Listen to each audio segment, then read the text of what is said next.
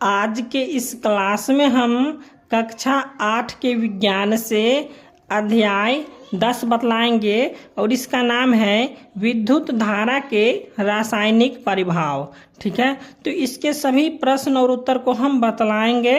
तो आप लोग वीडियो को शुरू से लेके अंत तक देखिए और चैनल पर नए तो चैनल को सब्सक्राइब कर दीजिए और घंटी को बजा दीजिए। तो चलिए अब हम प्रश्न की ओर बढ़ते हैं।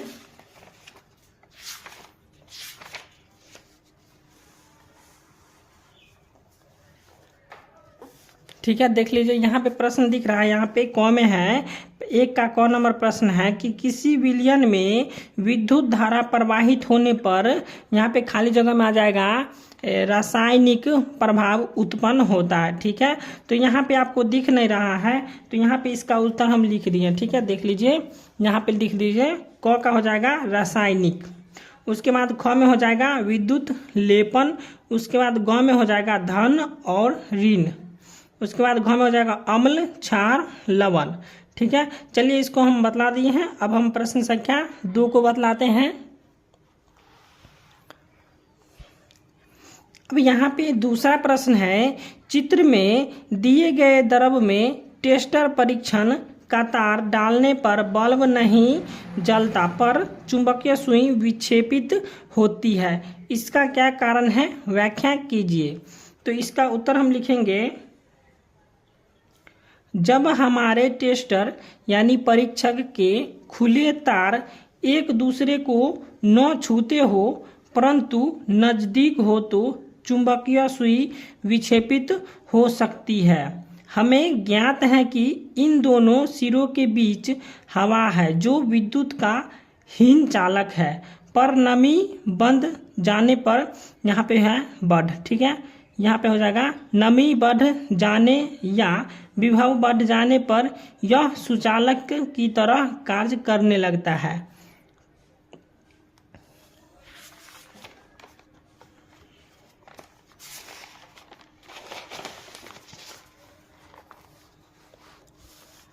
अब तीसरा प्रश्न है, क्या शुद्ध जल विद्युत चालन करता है, यदि नहीं तो इसे चालक बनाने के लिए क्या करना होगा। तो इसका उत्तर हम लिखेंगे,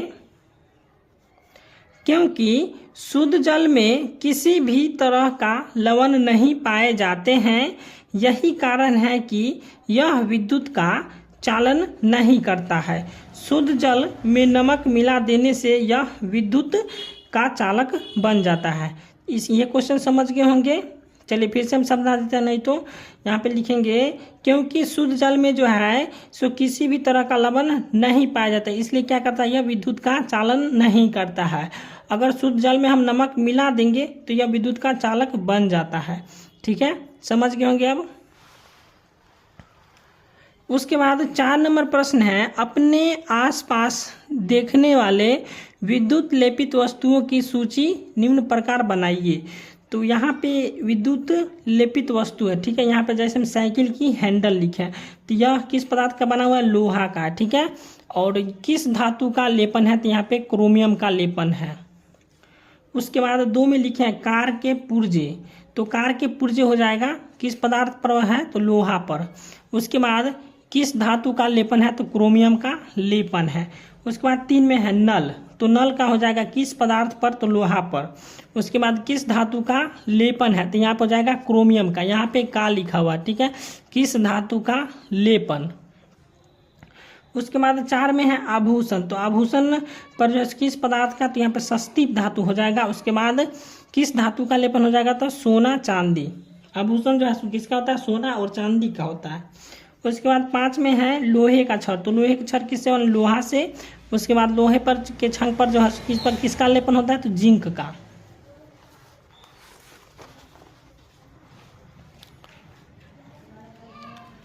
पांचवा प्रश्न है, क्या तेज वर्षा के समय लाइनमैन के लिए बाहरी मुख्य लाइन के तारों की मरम्मत करना सुरक्षित होगा, नहीं होगा। ठीक है, तो यहाँ पे उसका उत्तर हम लिखेंगे, नहीं, तेज वर्षा के साथ लाइनमैन के लिए बाहरी मुख्य लाइन के तारों की मरम्मत करना सुरक्षित नहीं होगा, क्योंकि वर्षा में त्वरित भी एक आवेशित पिंड होता है। वर्षा की धार भी विद्युत का सुचालक होता है, ठीक है। और सीढ़ी पर भी भीग जाने पर विद्युत का सुचालक हो जाता है, जिसके फलस्वरूप दुर्घटना घटने की संभावना बनी रहती है। तो ये हो गया अध्याय 10 का प्रश्न, ठीक है। तो आप लोगों को वीडियो अच्छा लगा तो वीडियो को लाइक कीजिए और चैनल को सब्सक्राइब कर दीजिए।